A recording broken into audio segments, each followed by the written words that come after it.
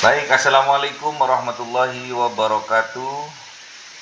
Waalaikumsalam warahmatullahi wabarakatuh. Alhamdulillahirabbil alamin wassalatu wassalamu ala asrofil anbiya'i wal mursalin sayyidina wa maulana Muhammadin wa ala alihi wa sahbihi ajmain amma ba'du. Alhamdulillah kita bisa bertatap muka kembali di hari Sabtu tanggal 16 Mei 2026 dalam keadaan sehat walafiat. Semoga ilmu yang kita pelajari hari ini dijadikan oleh Allah ilmu yang barokah dan manfaat. Amin. Ya. Kita masuk kepada bab yang kedua. Ya.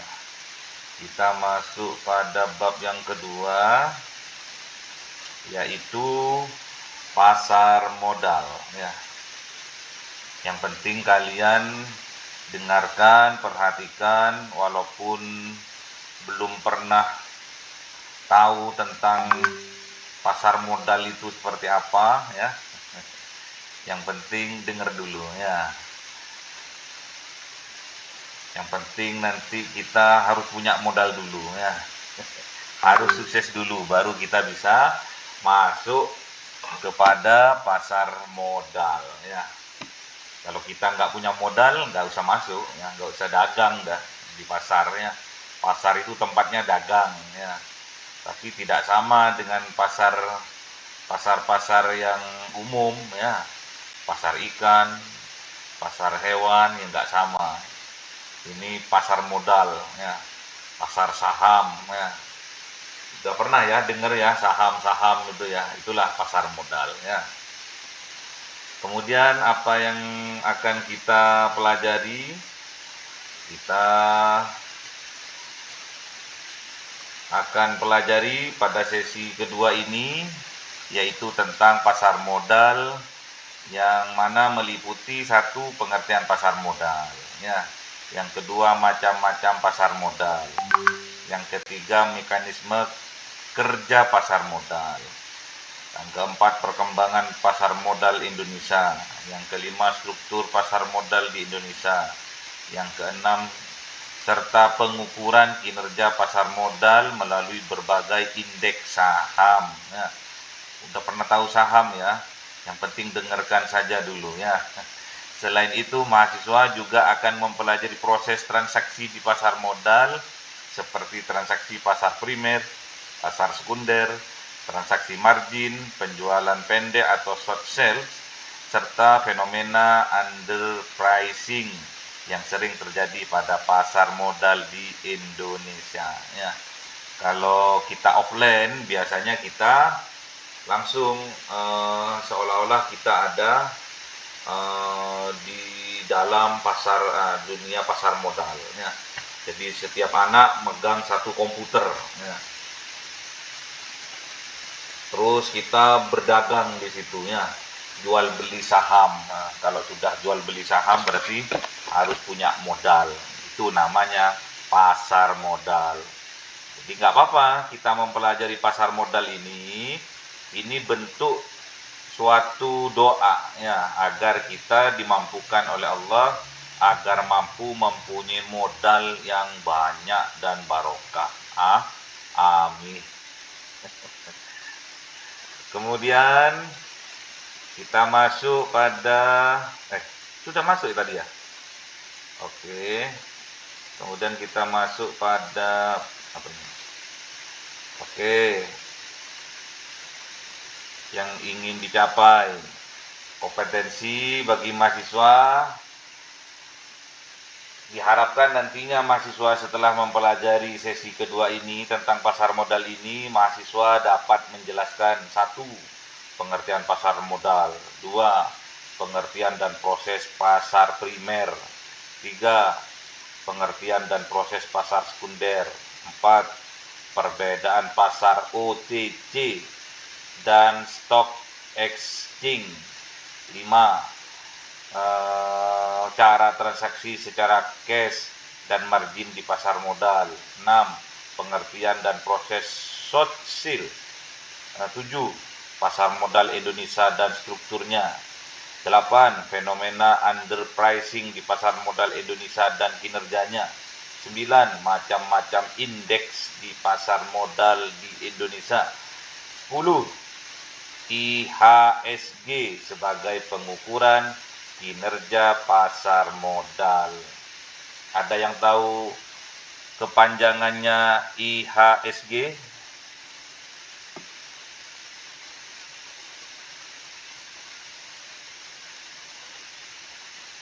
Mana suaranya? Nggak ada suaranya gitu. Indeks Belum apa? diminta. Indeks harga saham gabungan, Ustaz. Hah? Indeks harga saham gabungan. Gabungan, betul. Oke, kita masuk pada pembelajaran yang pertama.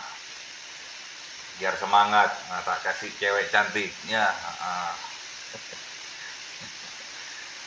Kemarin saya offline, waktu di Mojokerto saya offline. Kemudian yang akhwat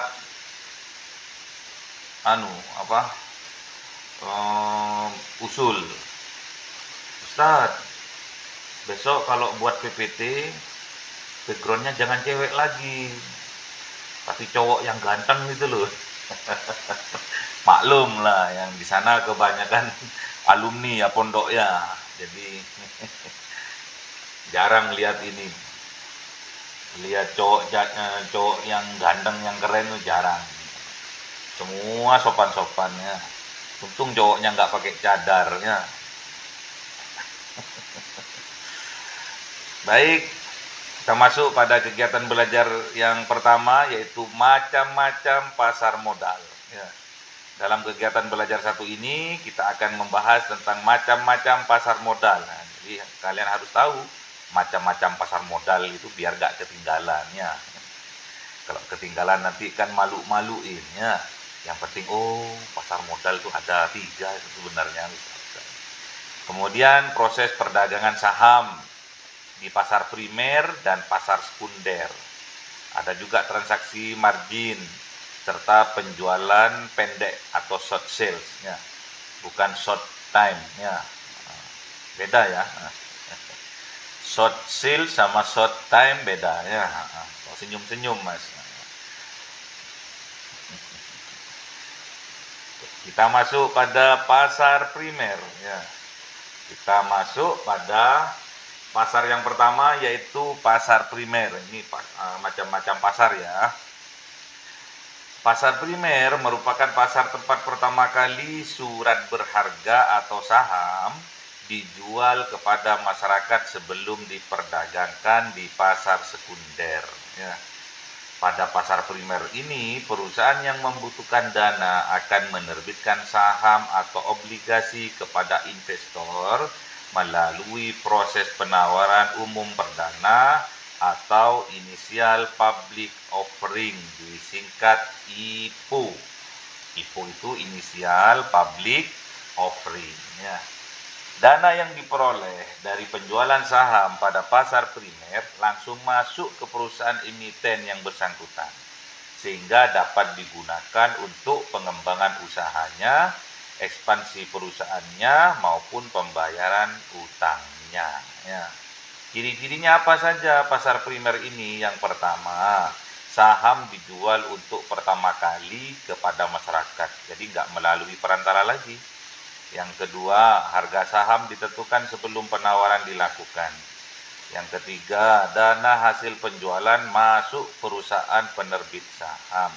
Yang keempat, penjualan dilakukan dalam waktu tertentu. Ya. Jadi ada batasannya. Ya. Itulah pasar primer. Ya. Jadi macam-macam pasarnya tadi sudah tahu ya. Di macam-macam pasar modal. Yang pertama adalah pasar primer, yang kedua adalah bankir investasinya. Bankir investasi ini atau investment banker merupakan lembaga atau pihak yang membantu perusahaan dalam proses penerbitan saham atau obligasi di pasar. Tugas bankir ini apa? 1. Membantu perusahaan menentukan harga saham perdana. 2. Membantu proses penawaran umum perdana.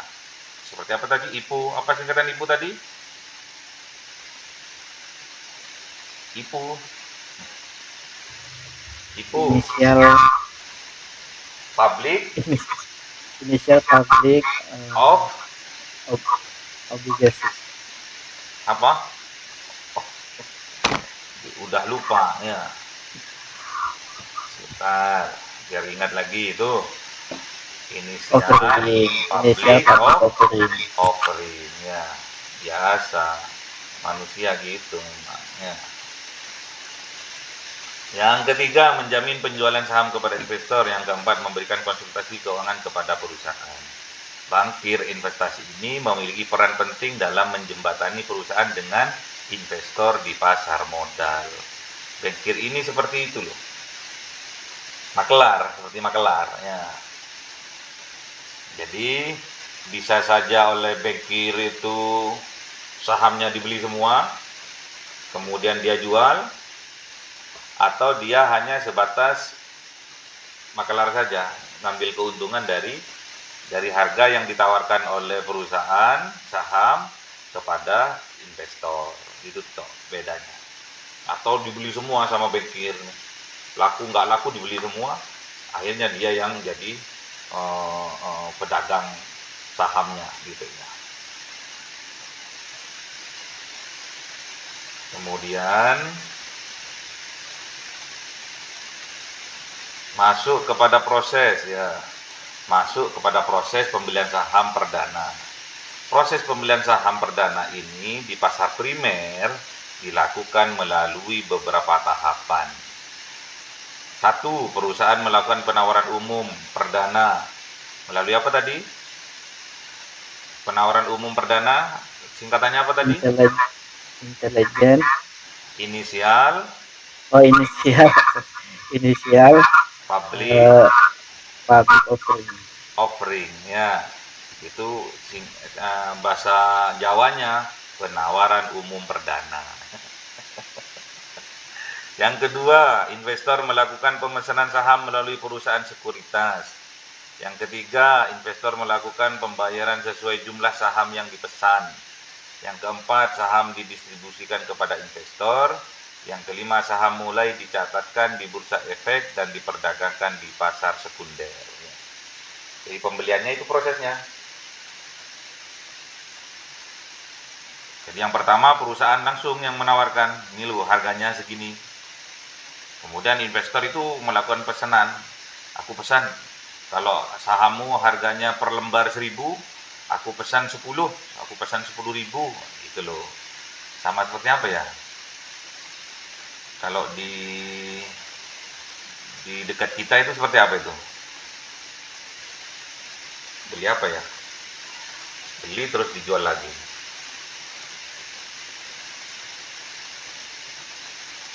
Reseller. Reseller. Iya, seperti itu boleh. Kan kalian pernah jadi ini ya? Jadi apa itu? Kalau di Shopee atau di Affiliate. Jadi apa itu namanya? Affiliate? Iya, affiliate. Afiliator.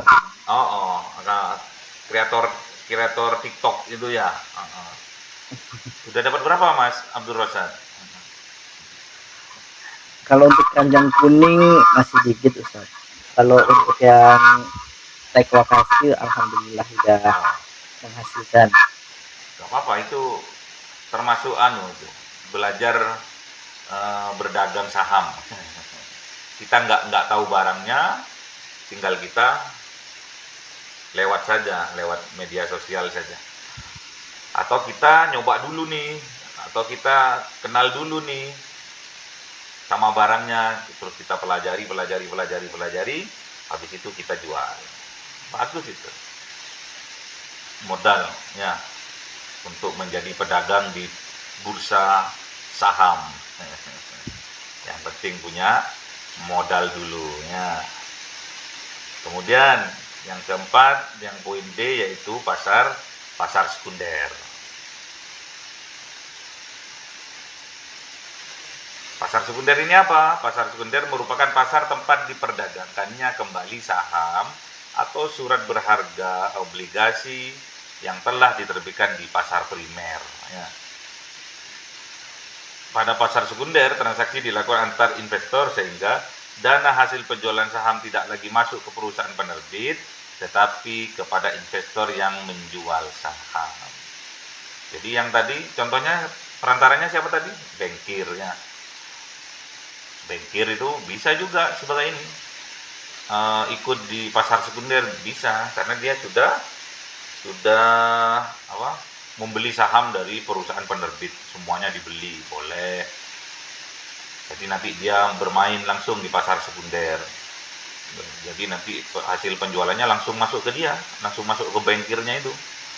Bisa juga dia itu ngambil keuntungan saja. Jadi dia hanya bantu memarketingkan, memasarkan atau menjualkan. Ya, bisa saja seperti itu. Kemudian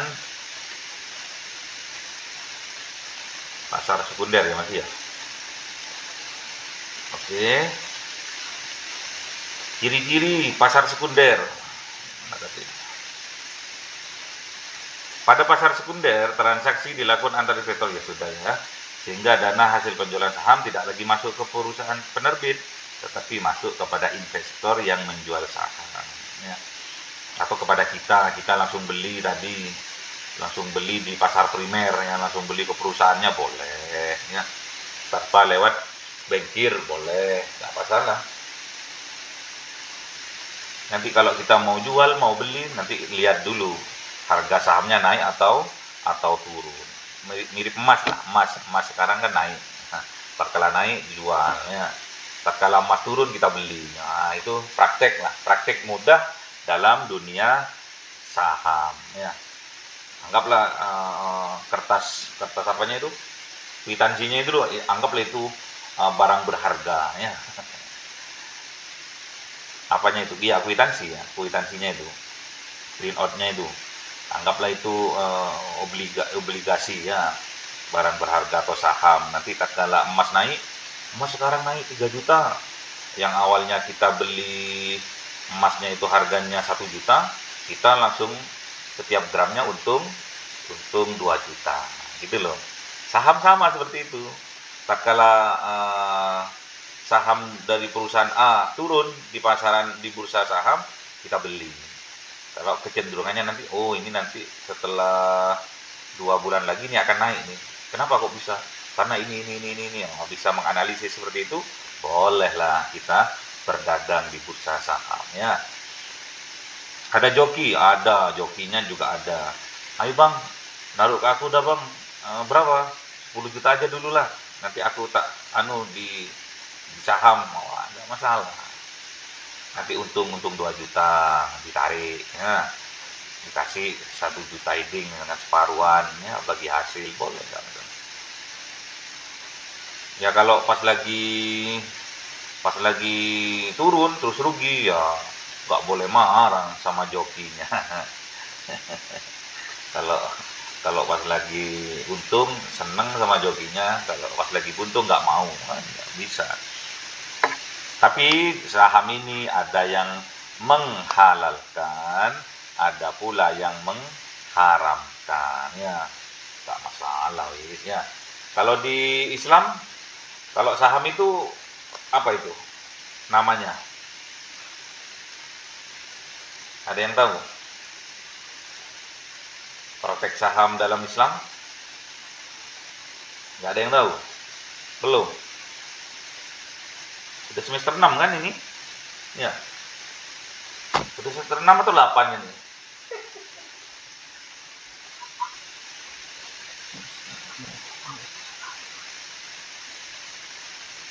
Saham di Islam disebut apa? Musahamah Ustaz. Musahamah Ustaz. Apa? Musahamah.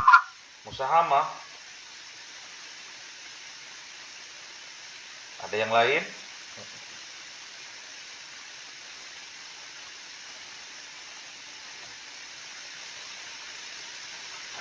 Jadi saham itu kalau di Islam itu ada dua kategori ya, ada yang menghalalkan, ada yang mengharamkan.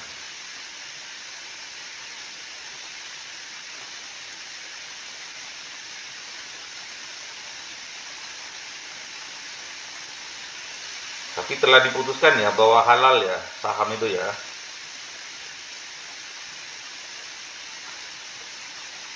Nanti ya, coba cari di YouTube nanti bagaimana praktek perdagangan saham di Indonesia.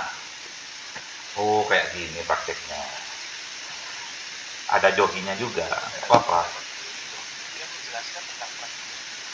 Gak apa-apa. Kemudian ciri-ciri pasar sekunder, saham diperdagangkan setelah IPO selesai. Apa tadi IPO, Mas?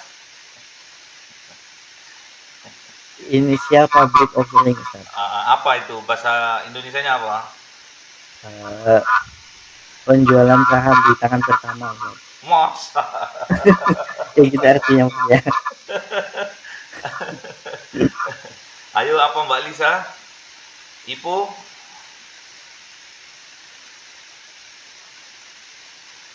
Masa harus saya bukakan lagi?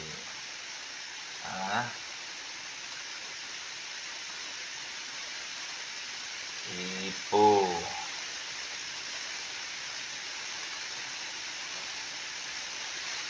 Oh, ini IPO. Biar kalian nyantol. IPO apa? Penawaran umum perdana atau penawaran umum perdana. Bahasa Inggrisnya IPO. IPO inisial public offering ya. Oke. Pasar sekunder. Ciri-cirinya tadi, satu, saham diperdagangkan setelah IPO, setelah penawaran umum ya.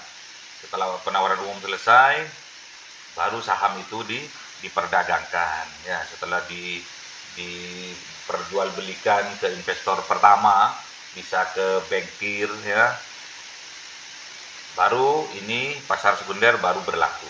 Yang kedua, harga saham berubah sesuai permintaan dan penawaran. Kalau permintaannya banyak, ternyata sahamnya sedikit, menyebabkan saham itu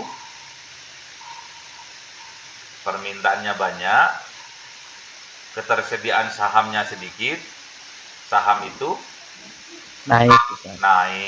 Kalau sebaliknya, permintaannya sedikit, sahamnya berlebih, turun harganya.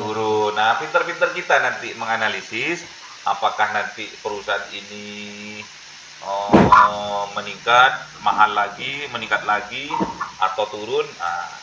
Sebelum turun, pas waktu naik-naiknya kita jual ya. Sama seperti kita menganalisis emas sekarang ya. Yang suka jual beli emas, dagang emas seperti itu.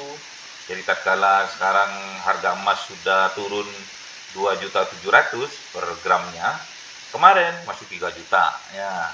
Sekarang udah turun. Nah, kalau kita mau beli, ya kalau naik lagi. Nah, kalau turun lagi ke semula 1.100.000, 1.100.000, 1.200.000, kita rugi gitu loh ya. Dagang seperti itu ya, ada untung, ada rugi. Kemudian juga pakai rekening margin ya. Rekening margin ini merupakan fasilitas pinjaman yang diberikan perusahaan sekuritas kepada investor untuk membeli saham dengan dana pinjaman ya. Ada sejenis bankir juga ini.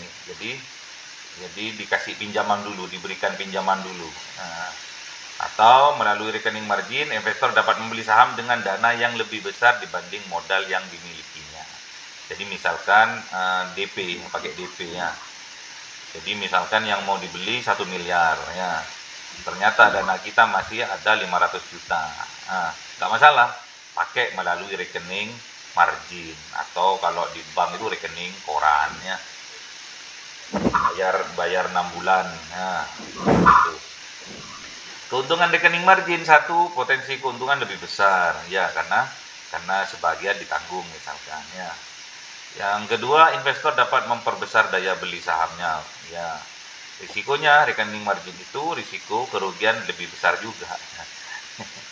Jadi unda-undi ya, unda-undi. Yang kedua, investor memiliki kewajiban membayar bunga pinjaman ya. Jadi yang dia pinjam, walaupun dia mengalami keuntungan, pasti masih dikurangi bunganya ya. Bunga pinjamannya ke bank itulah ya.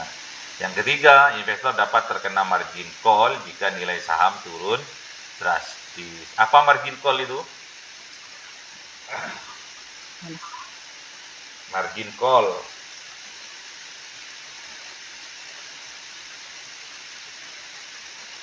Ada yang tahu?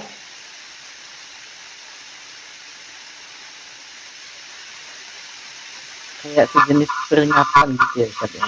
Margin call itu kayak kalau kita lambat bayar kredit Angsuran. motor, nanti ada surat peringatan. Kalau kita sampai nunggak 1 bulan, kita call 1, nah peringatan 1 namanya. Kalau kita lambat 2 bulan, call 2, 3 bulan, call 3, terus sampai call 5 ya. Kalau call 5 sudah mentok, itu udah merah, udah raportnya di BI sudah merah. Kalau mau kredit lagi dipersulit dan nggak bisa biasanya ya. Itu namanya margin call ya, peringatan. Call itu peringatan ya. Call bisa telepon juga ya, ya diperingati. Di telepon. Kemudian kita masuk pada penjualan ya. Kita masuk pada penjualan margin. Penjualan margin merupakan transaksi penjualan saham dengan menggunakan dana pinjaman dari perusahaan sekuritas. Jadi kita beli sesuatu, beli emas misalkan, contoh konkret nih ya. Kemudian dana yang kita buat untuk membeli itu hasil dari pinjaman bank ya. Kemudian apa saja persyaratannya? Satu, persyaratan margin dan kewajibannya. Satu, investor yang melakukan transaksi margin harus memenuhi persyaratan tertentu, antara lain membuka rekening koran.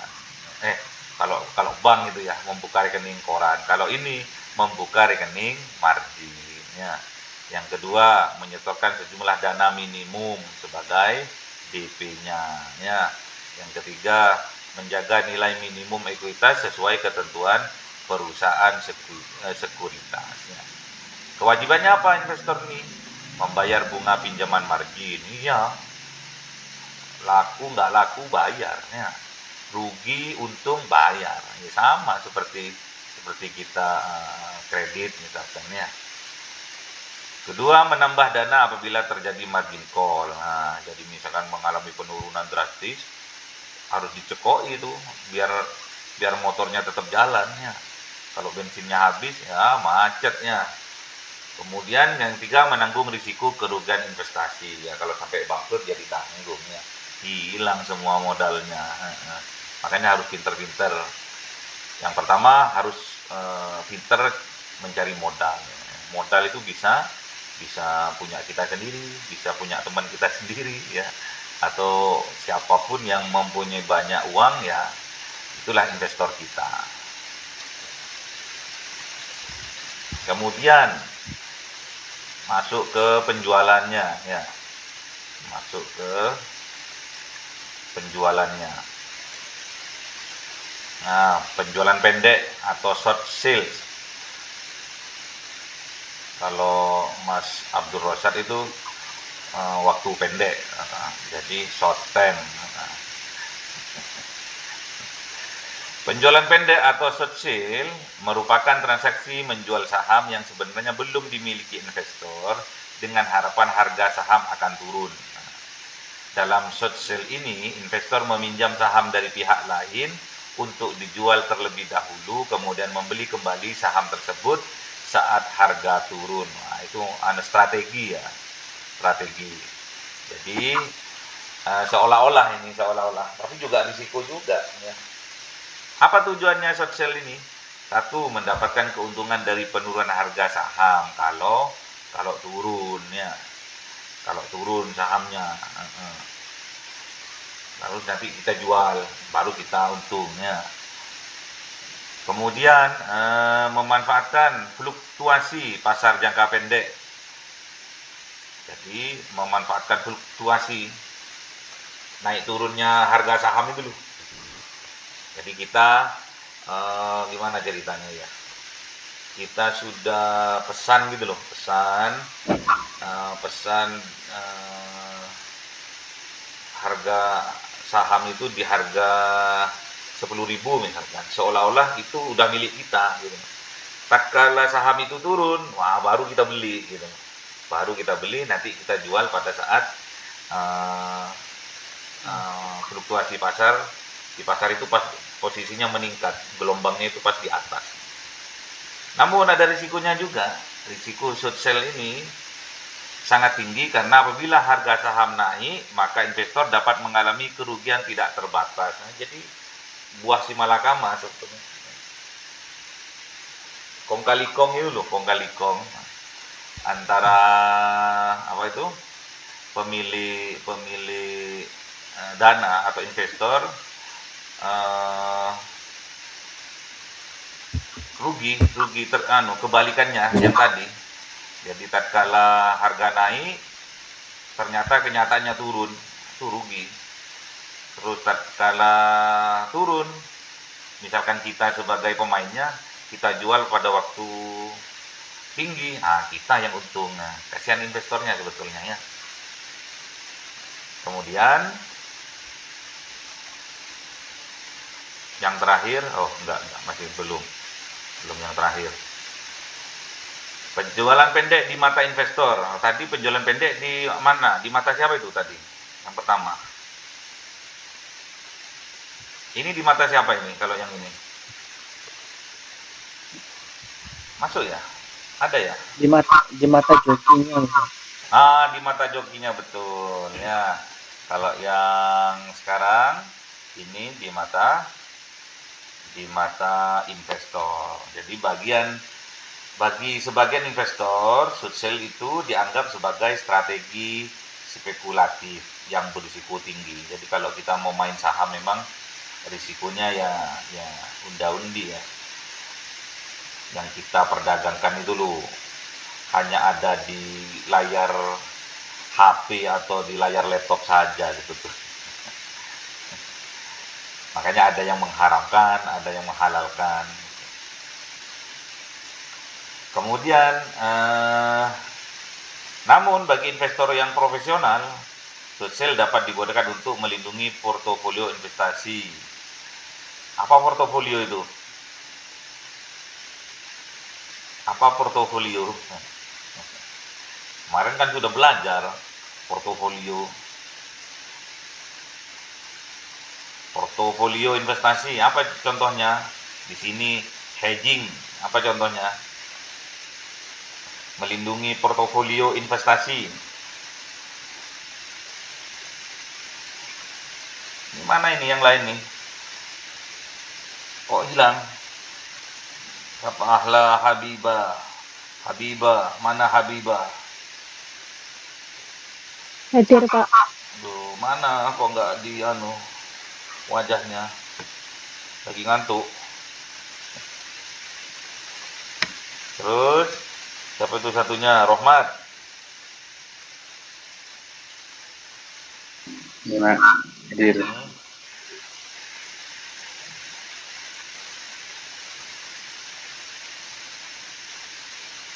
Apa itu? Melindungi portofolio investasi seperti apa contohnya?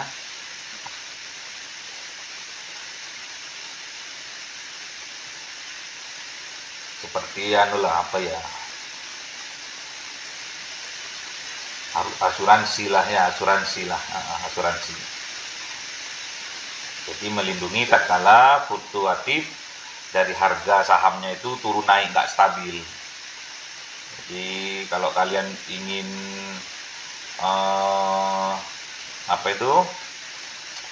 kalau di dunia nyata seperti kita sepeda motor, mobil, misalkan beli baru diikutkan asuransi, ya. Diikutkan asuransi agar apa?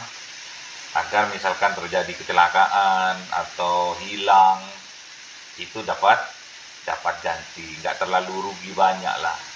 Walaupun yang diganti hanya 80%, kadang hanya 60% gitu ya.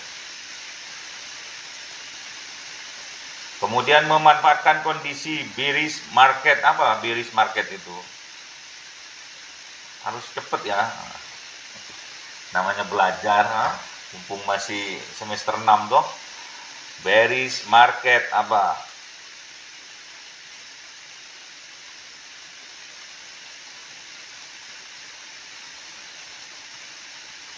Apa ada yang tahu? Kondisi pasar ketika harga turun, Ustaz. Kenapa? Kondisi pasar ketika harga turun. Terus gimana? Ya, turunnya itu terus menerus, Ustaz. Sehingga apa? Jadi investor tuh takut rugi gitu, Ustaz. Memanfaatkan itu berarti kita harus apa? Harus dijual atau harus membeli? Investor nih ya.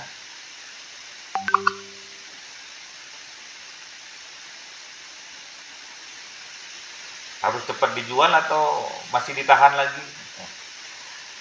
Masih ditahan, Ustaz. Masih ditahan. Ya kalau udah turun terus ya jual aja, Ustaz. Makin ditahan makin turun makin rugi banyak. Seandainya kalian bisa offline di kampus, langsung dipraktekkan ini loh. Bearish market tuh ini loh. Gitu loh. Ketimbang nanti dapat call ya, peringatan ya. Mending cepat kita manfaatkan. Lebih daripada rugi banyak, kita cepat jual misalkan seperti itu ya. Kemudian meningkatkan peluang keuntungan dalam kondisi pasar turun. Tatkala pasarnya turun, kok mendapatkan peluang keuntungan dari mana? Kok meningkatkan peluang? Peluang berarti dalam menganalisis tatkala pasar turun, berarti hasil analisisnya peluang untuk naik harga sahamnya atau gimana? Kalau yang ini Ustadz, ini apa? Pasar turun ya. POV untuk investor kan ini meningkatkan peluang keuntungan dalam kondisi pasar turun. Berarti ini POV dari investor itu pas harga turun, dia beli dia beli dalam jumlah yang banyak dan punya analisis kalau nanti ini bakalan naik juga gitu, Ustaz. Ini penjualan pendek ya. Jadi pas kala turun, pas kala pasar turun berarti cepat membeli. Tatkala ada kesempatan naik sedikit saja cepat dijual. Itu ya, karena ini penjualan pendek ya. Penjualan pendek, short sale ya. Oke, baik, yang penting ngerti aja lah dikit lah. Belum pernah pegang saham kan? Belum pernah pegang sertifikat aja kok ya. Nanti kalau sudah banyak uang, bolehlah main-main di harga 1 juta dulu, 2 juta, 10 juta. Asal jangan pinjol ya. Jangan main pinjol ya, nggak boleh. Baik, kita masuk pada pembelajaran yang kedua, yaitu tentang pasar modal yang ada di Indonesia. Dalam kegiatan belajar ini, kita akan membahas perkembangan pasar modal Indonesia, struktur pasar modal Indonesia, serta kinerja pasar modal Indonesia. Oke.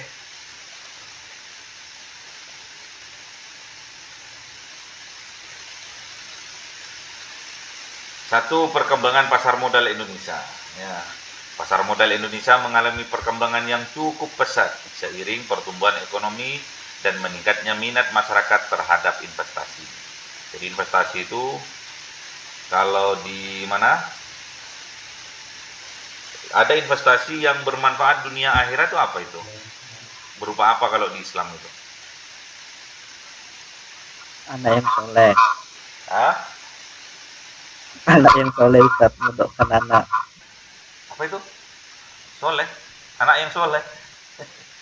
Mendokkan anak Ustaz. Oh, Investasi mondokkan dunia anak. akhirat. Nggih. Kalau dalam ekonomi, Bersedekah ke pondok pesantren untuk bangunan, Ustaz. jangan bersedekah. Apa namanya selain bersedekah itu? Amal jariah. Ya apa itu contohnya amal jariah itu?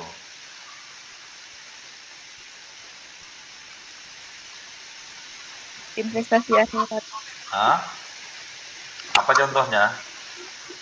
Amal jariah, sedekah, itu contohnya apa? Kalau dikonkretkan berupa apa? Wakaf. Atau Ustaz? Wakof.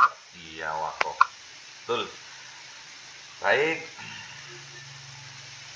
Perkembangan pasar modal Indonesia ditandai dengan meningkatnya jumlah investor, bertambahnya perusahaan yang melakukan IPO, kemajuan sistem perdagangan elektronik, semakin banyak produk investasi yang tersedia.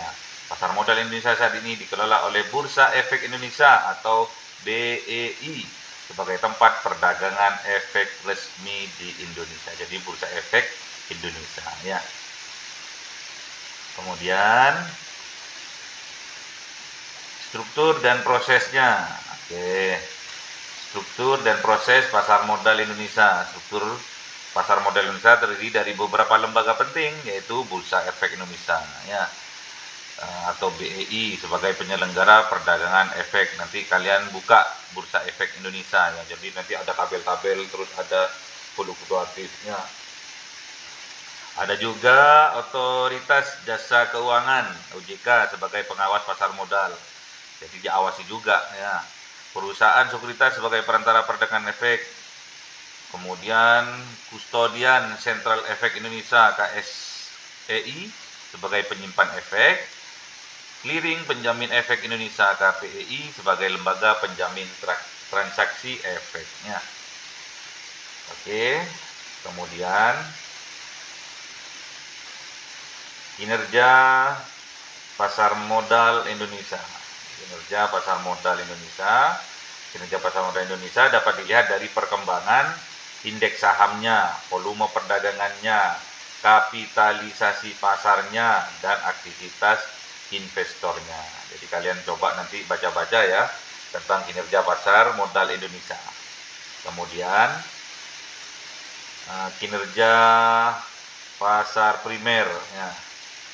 Kinerja pasar primer dapat dilihat dari jumlah perusahaan yang melakukan IPO, nilai dana yang berhasil dihimpun oleh perusahaan, fenomena underpricing saham perdana. Underpricing merupakan kondisi ketika harga saham pada hari pertama perdagangannya lebih tinggi dibandingkan harga penawaran perdananya.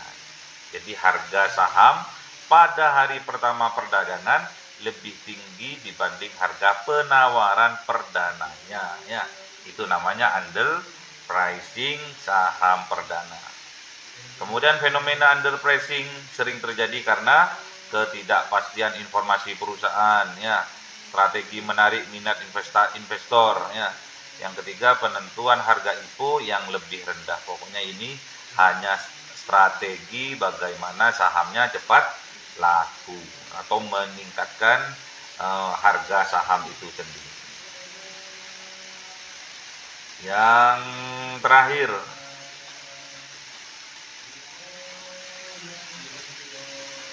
pasar sekunder ya. Kinerja pasar sekunder. Itu yang pasar yang kedua ini, Mas.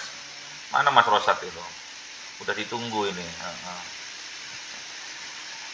Untuk yang kedua, kinerja pasar sekunder dapat diukur melalui indeks harga saham atau tadi indeks harga saham apa tadi?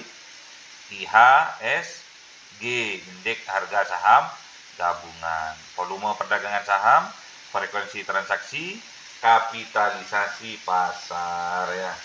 Jangan jadikan yang kedua, Mas. Kemudian macam-macam indeks di pasar modal Indonesia. Pasar modal Indonesia memiliki beberapa indeks saham, antara lain, nanti cari kepanjangannya ya. Indeks harga saham gabungan IHSG, 2 LQ45, 3 IDX30, 4 Jakarta Islamic Index atau JII, yang kelima Kompas 100 atau 1000 itu. 100 Ustaz, 100. Kalau 1000? 1000 Ustaz. 1000, baik. Yang keenam, EDX ESG Leaders. Nah, ya, nanti dilihat, ditulis di Google atau tanya sama AI untuk lebih kenal ya. Kita masuk ke indeks harga saham gabungan dulu ya. Indeks harga saham gabungan sebagai pengukur kinerja pasar modal ya. Indeks harga saham gabungan ini merupakan indeks yang digunakan untuk mengukur pergerakan seluruh saham yang tercatat di Bursa Efek Indonesia. Jadi indeks harga saham gabungan ini digunakan sebagai indikator utama kondisi pasar modal Indonesia karena indeks harga saham gabungan ini menggambarkan satu, pergerakan harga saham secara umum. Jadi numplek di satu indeks ini. Yang kedua, kondisi ekonomi nasional. 3, sentimen investor terhadap pasar modal. Apabila indeks harga saham gabungan ini mengalami kenaikan, maka kondisi pasar modal cenderung membaik. Sedangkan penurunan indeks harga saham gabungan ini menunjukkan kondisi pasar yang melemah ya. Jadi pokoknya kalian kalau ingin tahu tentang pasar modal, masuk ke indeks harga saham gabungan. Di situ gabungan beberapa saham dari seluruh perusahaan yang ada di Indonesia. Oke, kita masuk kepada latihan soal.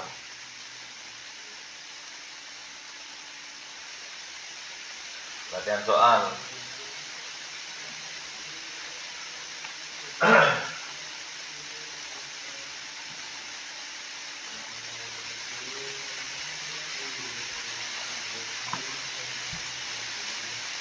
Ini PR ya. PR. Kalian screenshot. Jelaskan pengertian pasar primer dan pasar sekunder. Gampang toh? Pasar primer dan pasar sekunder. Oke. Tentang saham ya. Yang kedua, apa fungsi bankir investasi dalam pasar modal? Ya, gampang toh? Ada 2 tadinya. 3, jelaskan pengertian rekening margin ya. Gampang juga ini ya. Sebetulnya bisa dijawab sekarang loh ya. Yang keempat, apa yang dimaksud dengan short sell ya. Yang kelima, sebutkan lembaga-lembaga dalam struktur pasar modal Indonesia. Gampang. Sudah ada semua kok tadinya. Kemudian sekarang masuk kepada tes formatif ya. Kita masuk kepada tes formatif.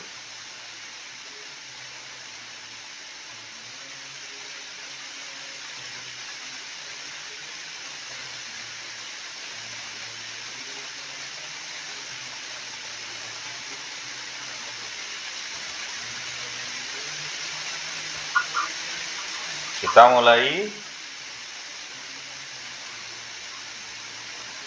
Tempat pertama kali saham dijual kepada masyarakat disebut pasar Primer. Primer. Primer. Pasar primer ya. Kenapa? Ada penjelasannya enggak?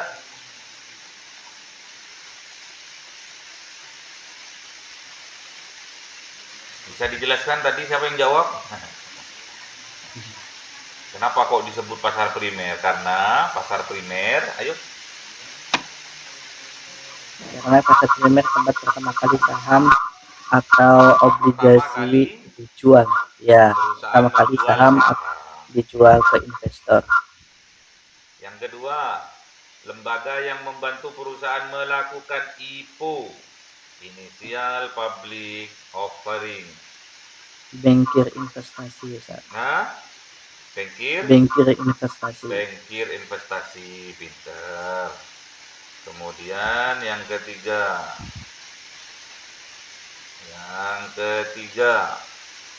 transaksi menjual saham yang belum dimiliki disebut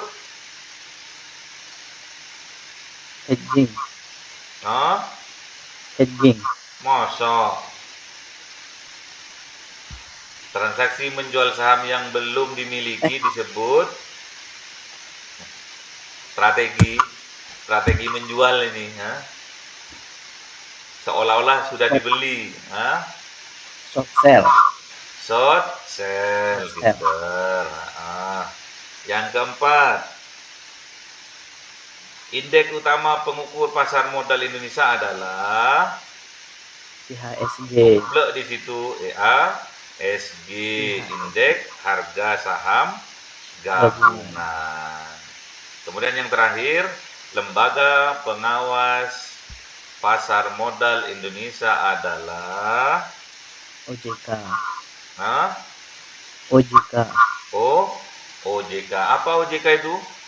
Otoritas Jasa Keuangan. Otoritas Jasa Keuangan. Yang penting kalian sudah paham dikit-dikit, walaupun nggak tahu berdagang di Bursa Efek Indonesia, nggak masalah. Kalian nanti belajar dulu cari uang yang banyak, ya. Kemudian baru kalian belajar dan ikut nanti. Oh, kayak gini, mudah. Sama seperti kita berdagang HP, ya, berdagang HP sama, berdagang emas juga sama. Tapi kalau HP emas kan ada wujudnya, ya. Kalau ini kan hanya pakai apa ya? Pakai kertas lah sebetulnya kalau ini. Tapi di dunia maya, ya.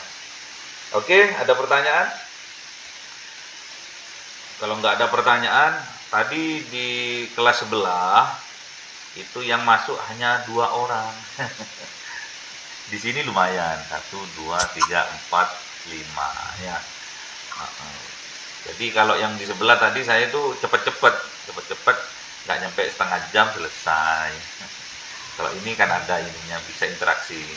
Masa interaksi sama 1 orang, yang satunya nggak ada ininya, nggak ada aktivitasnya. Diajak ngomong nggak nyaut, itu ya nggak apa-apa. Tadi malam saya juga seperti itu. Saya juga tadi malam tuh ke pengajian rutinan itu. Ternyata biasanya jamaahnya itu 100 orang lebih, 150-an. Ternyata yang datang hanya separuh. Loh, kok separuh? Ada apa? Ternyata pergantian takmir. Pergantian ketua takmir, ya. Terus ternyata yang nggak masuk itu nggak suka sama ketua takmir yang baru. Ampun dah sekarang, dah masyarakatnya kurang dewasa sekarang itu, ya.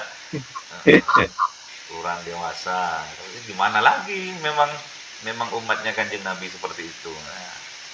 Ya tetap saja, namun saya tadi malam ya, mengingatkan kembali niat ngaji itu bukan karena takmir, bukannya, bukan karena si A, karena si B, tidak, karena memang keinginan dari dalam hatinya untuk lebih dekat sama Allah, untuk lebih kenal sama Allah gitu.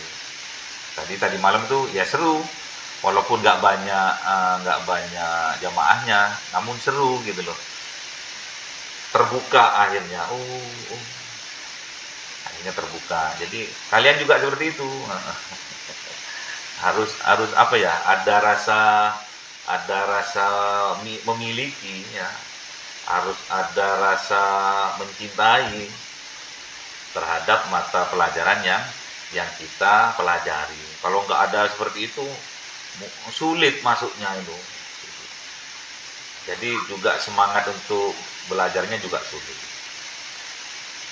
Saya itu kalau tidak ada halangan yang betul-betul urgent ya, merasa beban meninggalkan ngajar itu. Padahal saya itu rumah saya itu Malang ya, Malang ke Mojokerto itu kurang lebih 2 jam ya. Kurang lebih 2 jam. Ternyata miskomunikasi, maksudnya ternyata ada kayak pelatihan gitu loh, ada kayak pelatihan, jadi yang masuk hanya 4 orang ya. Dari 20 anak yang masuk 4 orang, kan saya kaget loh, saya jauh-jauh dari Malang loh, PP 4 jam loh, saya begitu kan. Akhirnya kemarin baru ketahuan, oh dari miskomunikasi. Jangan seperti itu. Kalau memang sekiranya berbenturan jadwalnya, mending saya nggak berangkat, kata saya itu. Udah ini ongkos, ini capek ya, pikiran juga ya, tanggung jawab itu yang utama. Bukan apa-apa, itulah keberkahannya dalam belajar dan mengajar di situ. Ya. Yang penting kita belajar, yang penting kita mengajar, pasti Allah itu akan memberi jalan. Dan jalannya pasti menuju surga itu. Surga itu melambangkan keselamatan, kebahagiaan, kesuksesan. Itu toh. Jadi kalau kita sudah berada di jalannya Allah, talabul ilmi, pasti itu jalan menuju surga sudah. Ya. Jangan sampai jangan sampai kita itu masa belajar pasar modal, masa takut? Ngapain takut? Pasar modal. Yang tadi itu jam pertama tadi itu pemikiran ilmu ekonomi Islam. Masa takut? Padahal saya tuh nggak pernah, ayo baca ayat ini, nggak pernah. Ayo baca hadisnya Nabi ini, nggak pernah juga. Karena saya sudah menganggap mahasiswa itu sudah alumni pondok semua, jadi kadang guyon gitu ya. Jadi jangan takut, masa sama saya takut. Apalagi di online ya, nggak bisa nyubit, nggak bisa jewer. Ya gitu ya, doakan saya biar cepat jadi profesor ya. Siapa tahu dapat jalan dari Allah, dapat wasilah dari doa-doa kalian juga ya, dari semangat dalam belajarnya juga, saya juga semangat dalam mengajar juga, itu jadi wasilah ya untuk dapat jalan cepat menjadi guru besar ya. Saya sudah besar, cuma nanti biar jadi guru aja. Guru besar ya. Oke, kita tutup dengan doa kafaratul majelis. Semoga pertemuan kita hari ini mendapatkan barokah dari Allah Subhanahu wa taala, dan ilmu yang kita pelajari menjadi ilmu yang manfaat, menjadikan wasilah kita di kesuksesan kita di masa yang akan datang.